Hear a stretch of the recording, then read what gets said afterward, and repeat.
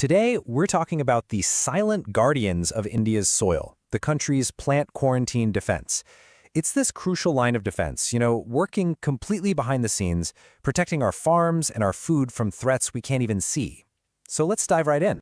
So, let me ask you this. What kind of danger could possibly be hiding in something as simple as a seed? I mean, it looks totally harmless, right?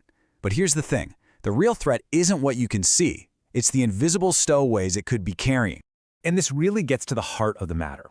Every single time a plant crosses a border, it's carrying this hidden risk. Think of it like a biological Trojan horse. It might look innocent on the outside, but it could be hiding a microscopic stowaway, a foreign pest, maybe a disease that has the power to cause unbelievable damage.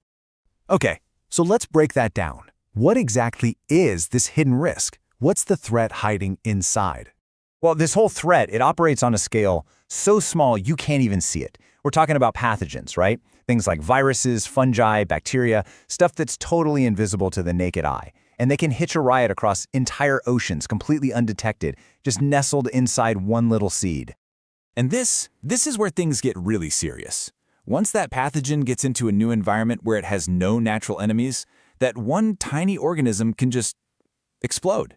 It can multiply so fast, damaging our native plants, wiping out entire crops, and throwing a whole ecosystem completely out of whack. Now, this isn't just some what-if scenario. Oh no, history is full of some really brutal lessons about what happens when these kinds of threats aren't stopped at the border. I mean, think about it. Throughout history, we've seen pests and diseases just spread like wildfire across whole continents. You've heard of the Irish potato famine, right? That was caused by a fungus-like organism. Or Dutch elm disease. These weren't just farming problems, they were full-blown societal catastrophes, and they all started in a very similar way. And here's the crucial part. These disasters happened for one simple reason. There was no system in place to stop them. A disease plant showed up, nobody checked it, and the consequences, well, they were catastrophic. It's about as clear a warning from the past as you can get. And that reality is exactly why plant quarantine exists.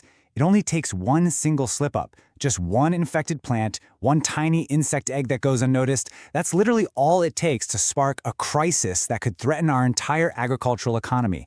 And yeah, our food supply. But the good news is, we have a defense. It's a powerful, scientific shield designed to prevent exactly this kind of disaster from ever happening. It's called plant quarantine, and you can think of it as India's very first line of defense. At every single official port, every airport, this system is in place, ready to intercept these biological threats before they even have a chance to touch our soil. Yeah, a great way to think about it is like a biological customs check. It's this protective wall standing between foreign invaders and the health of our country's farms, our forests, our entire natural landscape. It's the system that keeps our native plants safe and ultimately keeps our food supply secure.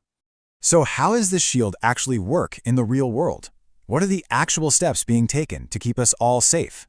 Let's take a look at the quarantine protocol in action. Okay, the whole process is incredibly methodical. So, first up, meticulous inspection. Every single shipment of imported plants is visually inspected for any signs of pests or disease. Then, step 2, rigorous testing. They take samples and run them through lab tests to find any of those invisible pathogens we were talking about. And finally, secure isolation. Some plants are actually kept in a secure, isolated area, sometimes for months, just to make absolutely sure no hidden problems pop up later. Only after a plant clears all 3 of these stages can it enter the country. And you might be thinking, wow, that's a lot of trouble. So why do it? Well, the goals couldn't be more critical. It's all about protecting our native plants and ecosystems, securing our food supply for everyone, preventing a huge ecological imbalance, and safeguarding the agricultural economy that millions and millions of people depend on for their livelihoods.